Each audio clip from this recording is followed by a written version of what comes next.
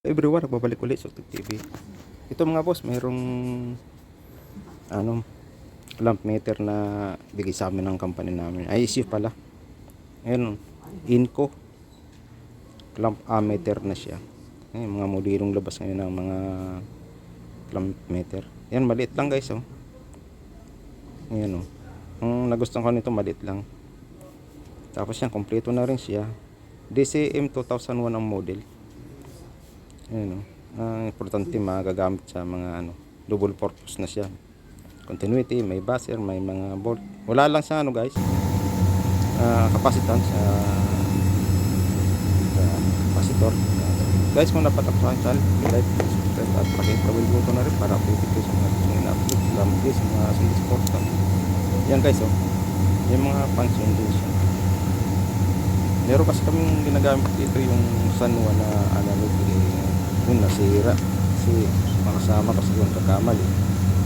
Kaya itong request ko guys, yung digital na lang yan. Ang nagustuhan ko nito yan, yun umiilaw na siya guys pagka meron din siyang backlight pagka yan, automatic na siya nag-umiilaw. Yan, magagamit na sa pag-trouble sa mga motor dito guys, mga pag-maintenance namin sa mga equipment. Maganda siya, maliit lang siya. Inco. Yan, oh. Just na guys, maingay dito yung aso namin na sakit sa yan guys, so yan, maliit lang siya, portable na siya, handy. Inco, kompleto na siya.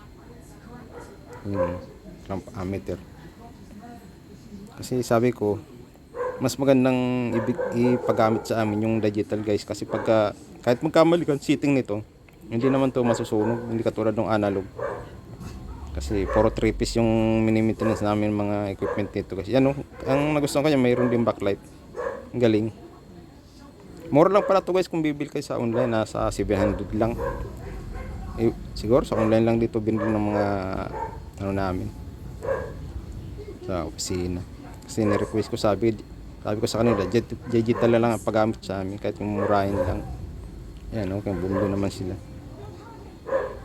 Yan guys, oh. Yan, oh, automatic na siyang umiilaw. Oh. Ganda siya. Salamat pala guys sa mga nanonood, sa sumusuporta lagi. Hindi ko na guys kayo may sasa. Marami kayo guys. Maraming salamat. Yan, oh. Maliit lang siya, portable.